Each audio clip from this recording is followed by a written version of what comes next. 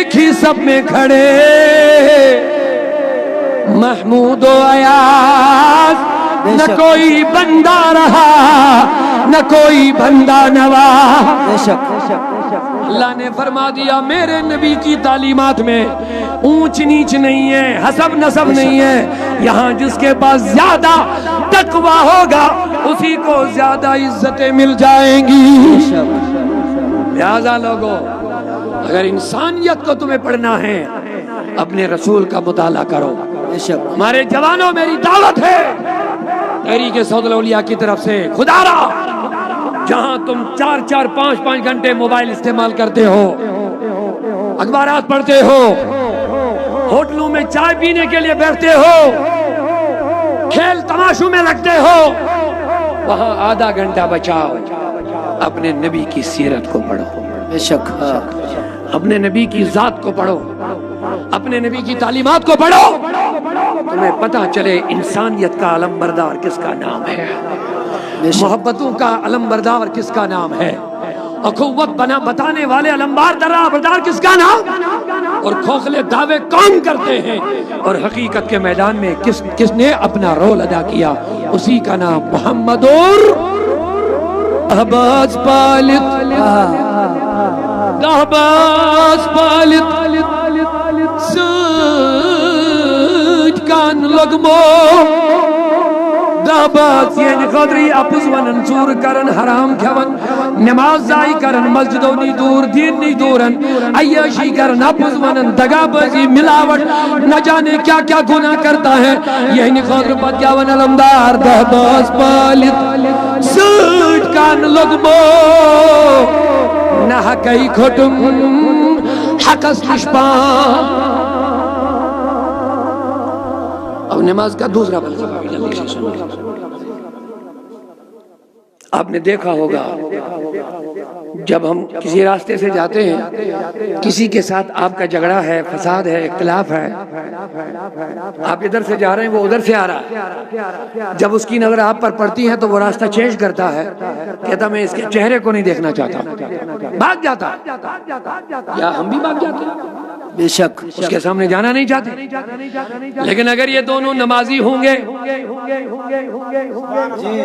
اگر یہ دونوں نمازی ہوں گے، اذان ہو گئی، صف مکمل ہو گئی، اب دوسری صف لگنی ہے، یہی دو پیچھے آ گئے، جی سبحان اللہ، یہی دو پیچھے آ گئے، پہلی والی صف مکمل ہو گئی، ابھی ایک دوسرے کے قریب جانا نہیں چاہتے تھے، اب رب کہتا آجا بندے، سبحان اللہ، آجا بندے، ایک ان میں سے ایک نے نماز شروع کر لی ہے پہلے دوسرے صف میں، اب جگہ کہیں نہیں ہے، یہ دور جا کے صف بنایا تو اس کی نماز ہی نہیں ہوگی، یہ تیسرے صف چلا جائے گا نماز نہیں ہوگی، ابھی اسی بندے کے اگل بگل میں جگہ دائیں یا بائیں، جو بھاگتا تھا اللہ کہتا آجا میری نماز دیکھو کیا سکھا رہی ہے، یا اس کے دائیں میں بیٹھنا یا بھائیں میں بیٹھنا ہے، بولو سبحان اللہ، سبحان اللہ، سبحان اللہ۔ ابھی تک بات نہیں کرنا چاہتے تھے، اب جب سلام پھیر لیا، ادھر والے نے اس کو کہا السلام علیکم ورحمۃ اللہ، ادھر والے نے اس کو کہا السلام علیکم ورحمۃ اللہ، بے شک سبحان اللہ، فلسفہ یہ ہے میرے رسول سے جڑنا۔ لیکن کہاں جڑتے ہیں، کہاں جڑتے ہیں، بس 2 منٹ اٹھا بیٹھی کر کے چلے گئے، پتہ نہیں نماز کیا پڑھتے ہیں۔ ایک اور بھی فلسفہ سن لو، بڑی پیاری بات ہے، کوئی بڑا افسر ہوتا ہے،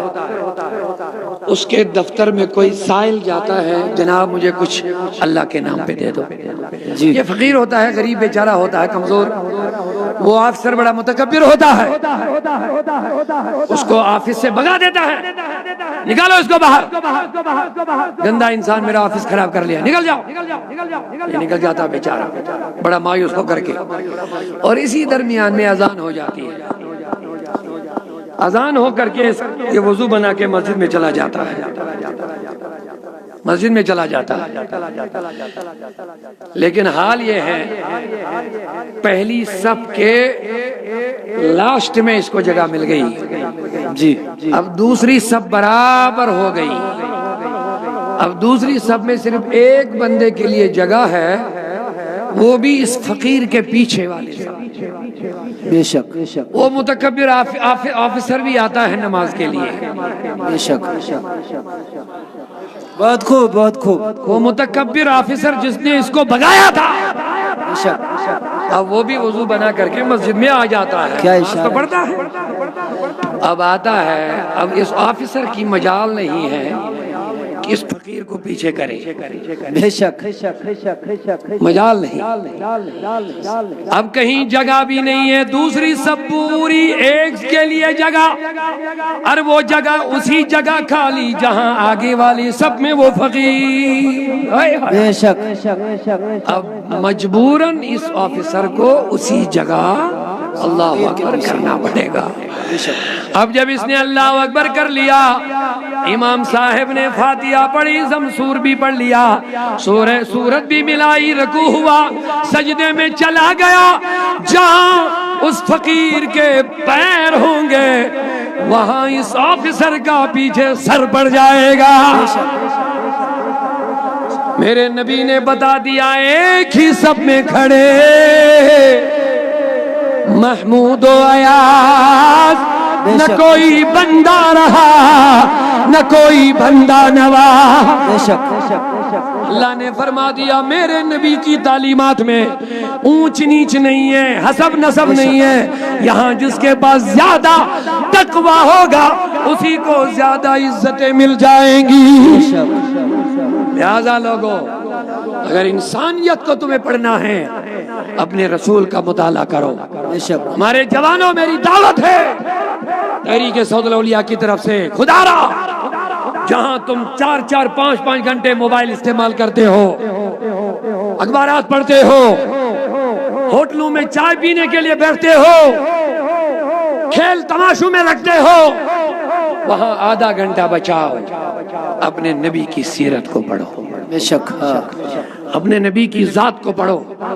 اپنے نبی کی تعلیمات کو پڑھو، تمہیں پتہ چلے انسانیت کا علم بردار کس کا نام ہے،